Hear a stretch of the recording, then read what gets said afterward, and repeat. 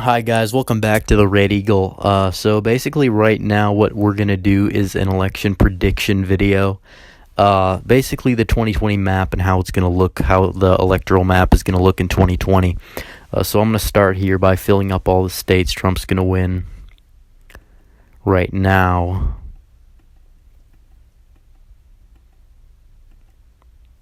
Basically all the states that Romney won except the Sun Belt. We'll fill those ones in later.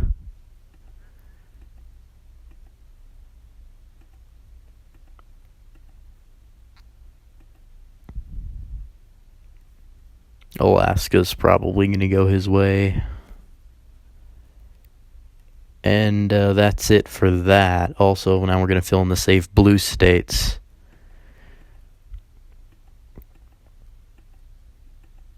They change every election cycle, basically. Oregon could be under 10%, but I really just can't see it going the other way right now. Okay, so now we're going to fill in the likely states. For the likely states here, we're going to do states, the margin's going to be within 5 to 10%.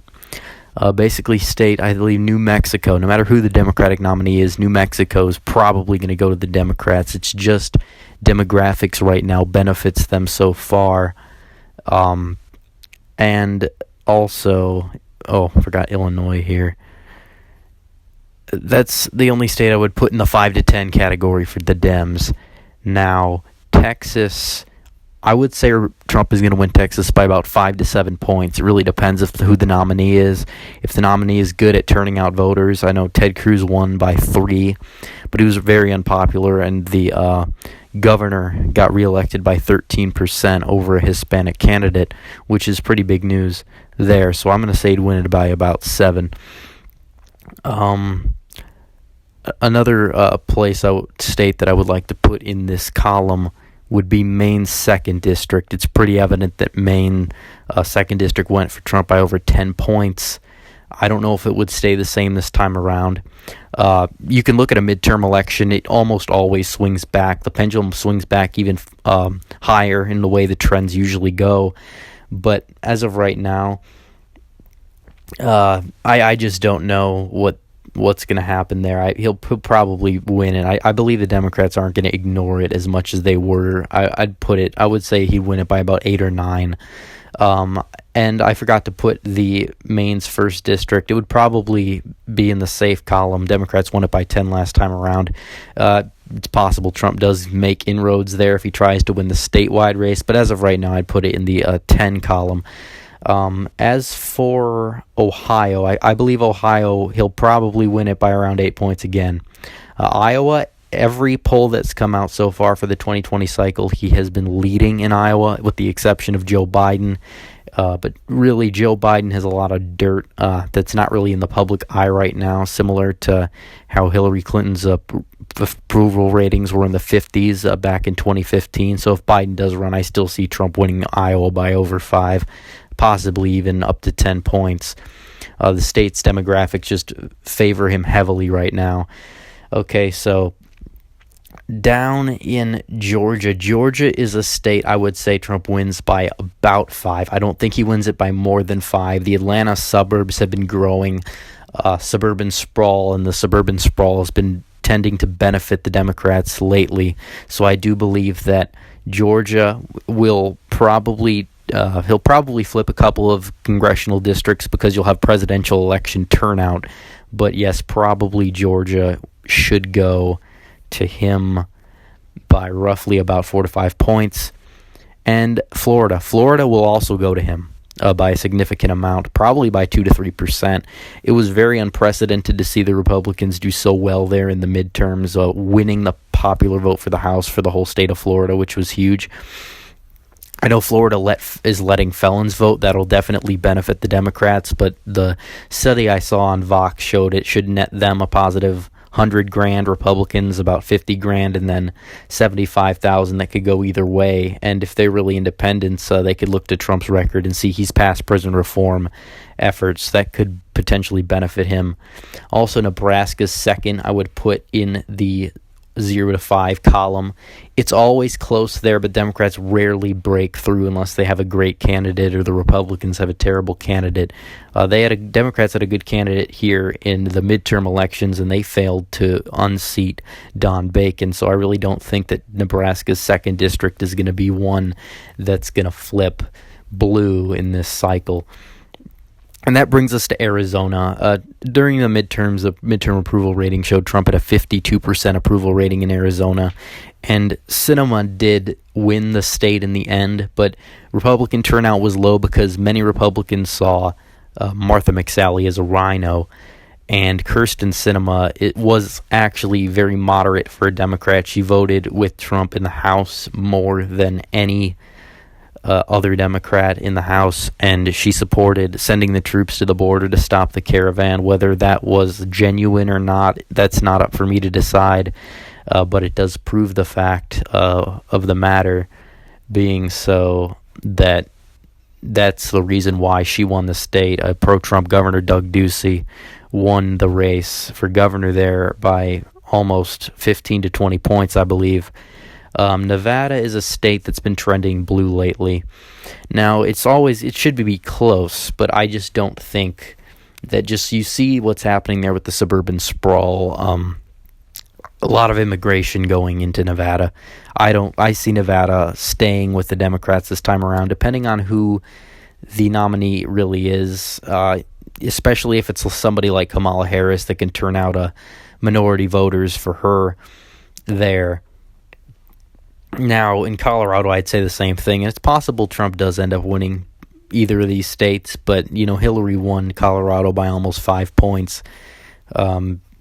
It just depends who the nominee is, the circumstances at the time. But, yeah, right now, I would say no. Colorado has been leaning and going in the Democratic direction now for probably since 2004.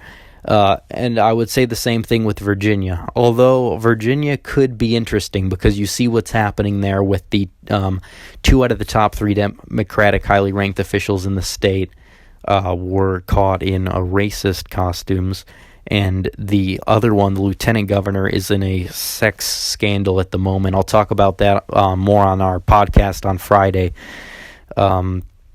And also Maine's 2nd district. I really can't forget Maine's 2nd district. I think Maine not Maine's 2nd district, my bad. Maine at large. Maine at large should probably go for the Democrat under 5%. I think it went for Hillary by about 2%. New Hampshire, we'll get to that. North Carolina is one I think Trump will keep. The first round of polling there shows he's doing pretty well.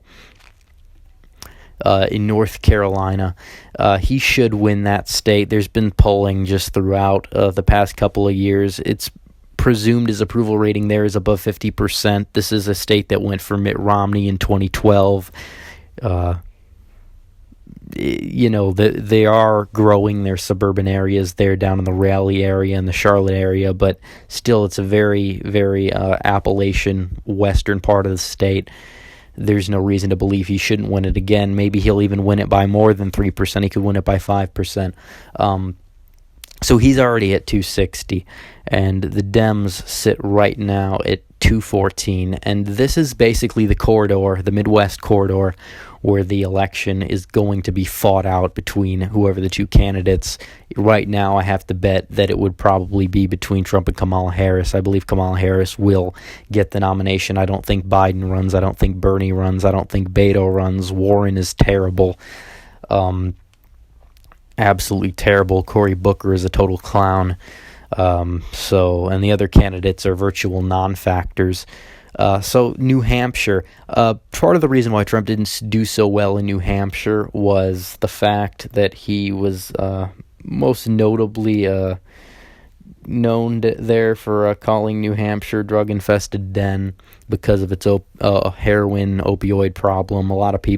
Some people on the fence could have easily taken offense to that. A lot of people there probably realized it was true, but now Trump has shown he's had action towards helping the people of the opioid epidemic, bipartisan action.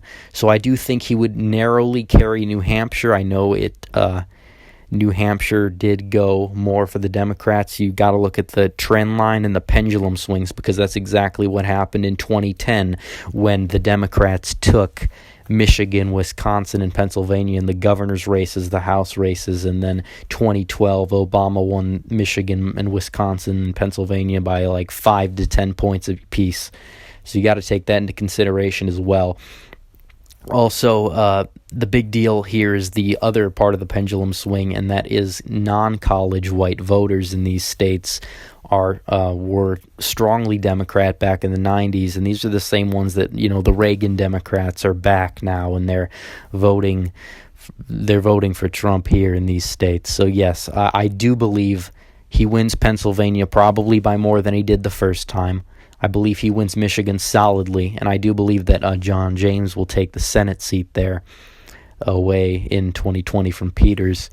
Wisconsin, I believe he probably wins Wisconsin by 3 or 4 points. Wisconsin is a state that is 83% white. It's just, a lot of, he opened up the Foxconn plant there. You got to look at the fact that blue-collar wages are rising there so much. And Minnesota is a state that he would have won if it wasn't for McMullen playing spoiler there. So yeah, I do believe he can take Minnesota next time if he paid attention to it, and I think the campaigns will be fought more here, but Democrats will probably put in a little bit more effort into these Midwestern states. I don't think it's going to play out so well for them because their intersectional message now is what they're leaning towards, and that can turn out voters in the Sun Belt, and it's going to turn out voters in the Sun Belt and states that are just not attainable for them to win. I don't believe Texas right now is capable for their victory. I don't think,